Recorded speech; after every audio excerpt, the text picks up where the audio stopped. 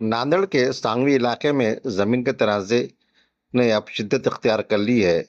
इस मामले में कांग्रेस पार्टी की कारपोरेटर के नुमाइंदे व उनके शौहर काजी नाफे के खिलाफ एयरपोर्ट पुलिस स्टेशन में मुकदमा दर्ज किया गया है। शिकायत गुजार प्रहलाद कोकाटे के मुताबिक काजी नाफे ने इनकी जमीन को शमशान भूमि बताकर प्लाटिंग के काम में रुकावट डाली। पुलिस ने इस मामले में भारतीय न्याय संहिता BNS 2023 की दफा 299, 329(3) और 353 के तहत केस दर्ज किया है। इस मामले की मजीद तफ्तीश जारी है।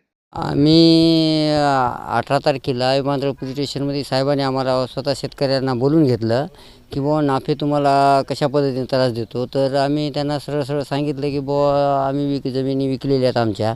अगोदर त्यानं आमच्या जमिनीवर फ्लड झोन आहे, आरक्षण आहे, हे आहे ते आहे, असं काही करून आम्हाला हे म्हणजे दबाव टाकला आमच्यावर। आणि आमचं नाफेचं काही घेणं देणं नाही।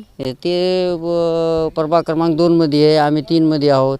बरं त्याचं जर व्यवस्थिशीर जर त्याला मुस्लिम समाजाचं हित करायचं असेल आणि जर त्याला जर त्याची मागणी असेल की समजा जागा आहे तर त्यानं त्याच्या प्रभागामध्ये मागावं। आमच्या इकडे येण्याचा त्याचा काही अधिकार नाही। नंतर हे पॉईंट जर त्याचा नाही चालला म्हणून त्यानं नंतर सांगितलं की हे फ्लड झोनमध्ये आहे, पाणी जे येते हेच येते।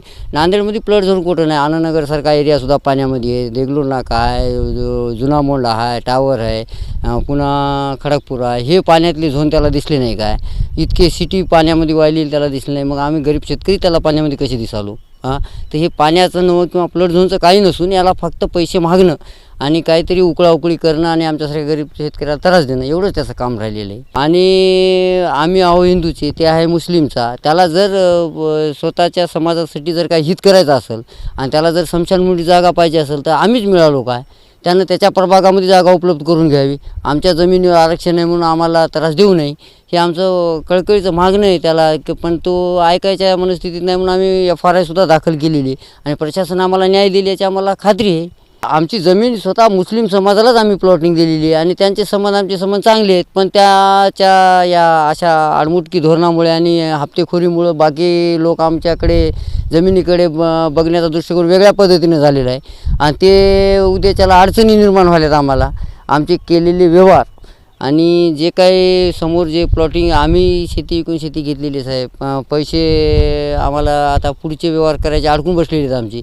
आणि येणारे प्लॉट घेणारे लोक थोडे याच्या असे जातीवादामुळं भीती निर्माण झालेली आहे घेणारामध्ये।